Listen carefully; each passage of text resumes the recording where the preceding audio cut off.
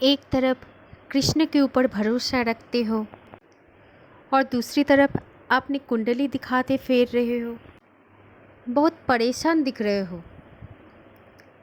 इसका मतलब भरोसा कृष्ण पर मजबूत नहीं है आपका।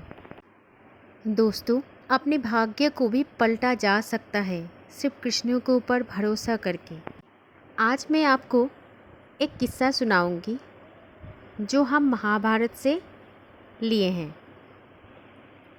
तो सुनने के बाद आप ये डिसाइड करना कि आपका भाग्य कमज़ोर है या फिर आपका विश्वास कमज़ोर है, आपका भरोसा कमज़ोर है। तो सोच के देखिएगा काम किस प्रकार करना है आपको। राधे राधे दोस्तों, हरे कृष्णा। कैसे ही आप सब ईश्वर की कृपा से बहुत अच्छे होंगे। आज हम सुनेंगे एक नया किस्सा। ये कहानी उस समय का है जब भगवान श्री कृष्ण पांडवों के लिए कौरव को ये बोलने गए थे कि इनको भी 5 जगह मिलना चाहिए जहाँ पे ये भी आराम से खाएं और आराम से रहें और आप सभी आराम से रहो। जब कृष्ण ने कौरव से ऐसी बात बोली तब शकुनी मामा ने दुर्योधन को बोला, देखो देखो, ये जो छलिया है ना, ये पांडवों की तरफ से आए हैं, उनका फेवर करने आया है, उनका साथ देने के लिए आया है ये छलिया। उनके लिए ये 5 जगह मांग रहा है। देखो दुर्योधन, ये सही बात नहीं है। दोस्तों, जो दुर्योधन था उसका नाम सुयोधन था। तो ये दुर्योधन बना अपने कर्मों से, या अपने दुष्कर्मों के कारण इसका नाम बना था दुर्योधन। तो अभी आप बहुत मन लगा के और ध्यान से सुनिएगा कि ऐसा क्यों हुआ और कैसे हुआ। तो जो दुर्योधन था, कृष्ण के इस बात पे कृष्ण पर बहुत क्रोध आ गया उनको, और उन्होंने अपने सैनिकों को भेजा और बोला, जाओ इसको बंदी बना लो। ये कृष्णा जो है वो पांडव की तरफ से आया है और 5 जगह मांगने आया है, इसलिए इसको बंदी बना लो। अब आप ही सोचो दोस्तों कि भगवान को कौन बंदी बना सकता है। कृष्ण तो कृष्ण है, उसको भला कोई बंदी थोड़ी ना बना सकता है। वो जो पहला वाक्य था और वो पहली बार समय था, कृष्ण ने अपना लाइट दिखाया था और कृष्ण ने सावधान भी किया था और कृष्ण ने ये बताया भी था कि मैं कौन हूँ। दोस्तों, आप ही बताओ, क्या कृष्ण को बंदी बनाना आसान काम थोड़ी है। कृष्ण तो अपनी तरफ से ये चेतावनी दे के चले गए, और इधर जो धृतराष्ट्र है राजा, वो बहुत चिंतित हो गए। ये सोच के इतना चिंता में पड़ गए कि अब होगा क्या। तभी दुर्योधन ने बोला, होगा क्या, होगा क्या का क्या मतलब है, अब तो सिर्फ युद्ध ही होगा। तब जो राजा धृतराष्ट्र था उसने अपनी ज्योतिषी को बुलाया। दोस्तों, ज्योतिषी भी आ गया है। फिर धृतराष्ट्र ने अपनी ज्योतिषी से भी पूछा कि क्या होगा इसके बाद।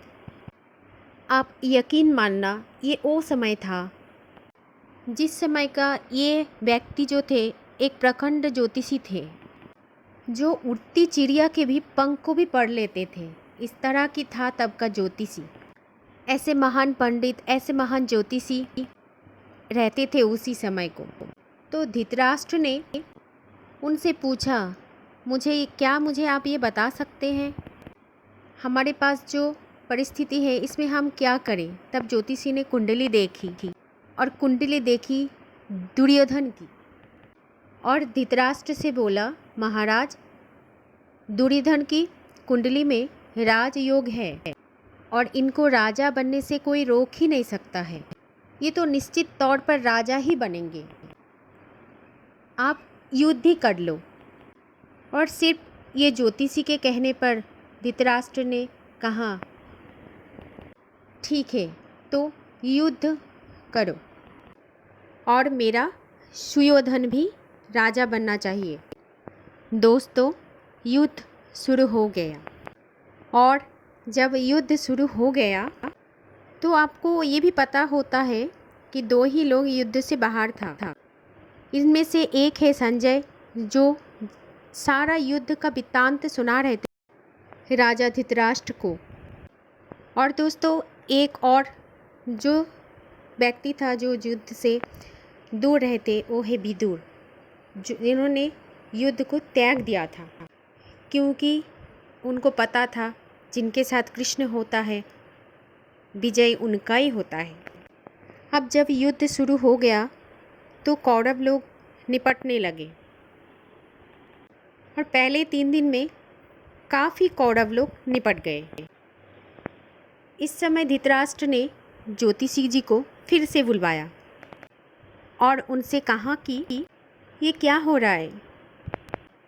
आप तो कह रहे थे कि दुर्योधन राजा बनेंगे, लेकिन अभी तो ये जो पांडव ये तो भारी पड़ रहे कौरव के सामने। ये कैसा है आपका भविष्यवाणी? तब ज्योतिषी ने कहा, महाराज परिणाम तो आने दीजिए, परिणाम से पहले क्यों इतना डर जाते हैं? और अभी तो युद्ध केवल शुरू हुआ है, परिणाम तो अभी आया नहीं। और मैंने तो बस परिणाम के बारे में ही बोले थे। मैंने जो बोला था कि सुयोधन ये है और जिसका कुंडली में राजयोग है तो राजा जरूर बनेगा। और दोस्तों, 18 दिन के ये भीषण संग्राम के दौरान जब 10 ही दिन बीत ही गया था, तब तो धृतराष्ट्र पूरी तरह से घबरा गए थे, क्योंकि कौरव का निपटने का वज़न बहुत भारी था, बहुत ज़्यादा कौरव की मृत्यु हो गया था। तब धृतराष्ट्र ने वो ज्योतिषी को फिर से एक बार बुला लिया और ज्योतिषी को ये भी कहा, ये सब क्या हो रहा है? परिणाम तो आ ही जाएगा, लेकिन हो क्या रहा है ये सब? दोस्तों, तब पता है ज्योतिषी जी ने क्या कहा था? वहाँ कोई है जिसने नक्षत्रों की दिशाएं बदल रहा है। कोई वहाँ पे है जो समय और परिधि से परे है। कोई तो है वहाँ पर ऐसा जो समय से भी परे हैं। तो विदुर ने बस हंस के कहा, वहाँ पर तो कृष्ण है, स्वयं भगवान है, स्वयं प्रभु है वहाँ पर, अर्जुन का रथ को संभाले हुए। हरे कृष्ण। अभी अर्जुन के सामने जो भी दुख है सबको हर के उसके साथ खड़ा है हमारा कृष्ण, हमारा प्रभु, क्योंकि सच्चाई का सत प्रभु हमेशा देता आया है।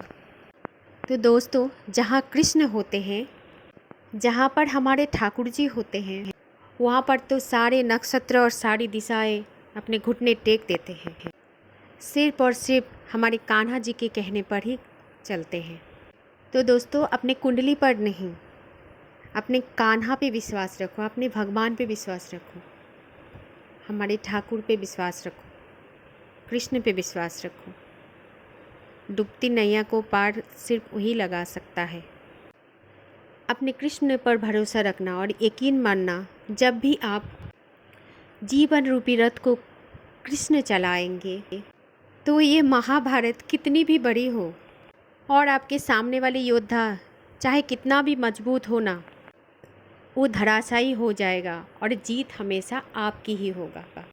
ठीक जिस तरह से वो सुयोधन दुर्योधन बना और उसके कुंडली में भी राजयोग था, लेकिन उसका जो रास्ता था वो धर्म का नहीं था, उसका जो रास्ता था वो अच्छे कर्मों का नहीं था।